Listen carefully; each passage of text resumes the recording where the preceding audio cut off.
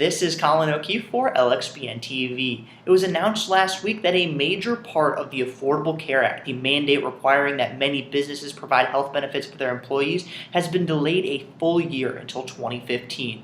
Joining me now to explain why that happened and how employers should react is Alden Bianchi, attorney with Mintz Levin and author on their blog, Employment Matters.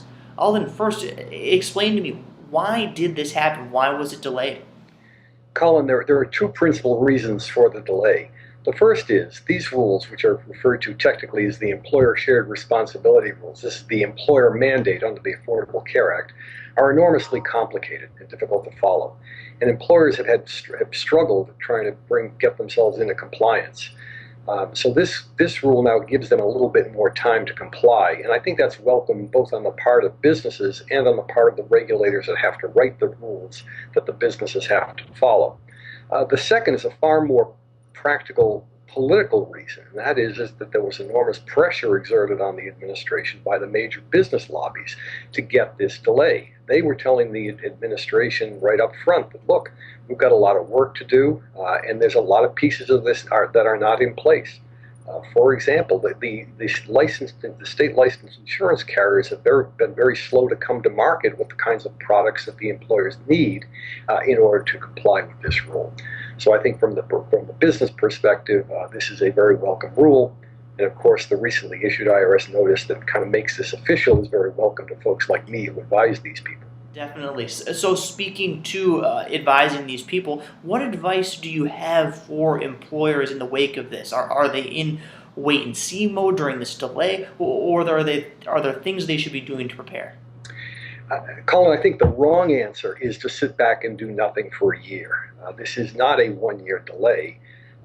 Because of the fact that we now have this delay, many of the transition rules that allowed us to use shorter periods of time during 2013 will likely not carry over to 2014. That means that some of the counting and tracking of data that employers will need to do could commence as early as January 1, 2014, or even earlier. So that's step one.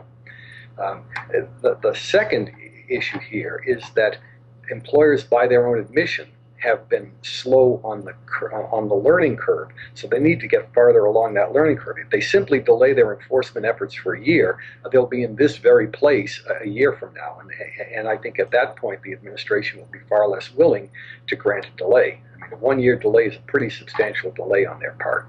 Absolutely. This is probably not the best news for the administration, but this is good news for employers and businesses, as this is a very complex rule that needs a bit more time before it's fully rolled out. Once again, that was Alden Bianchi of Mintz Levin. For his full analysis of this delay and why it happened, be sure to visit employmentmattersblog.com. And of course, if you're not already watching us here on LXBN, visit us at LXBN.com, where we have hundreds more of these LXBN TV video interviews along with curated commentary from the LexBlog Network's more than 8,000 members. Thank you for joining me today, Alden. Thanks, Colin, for having me.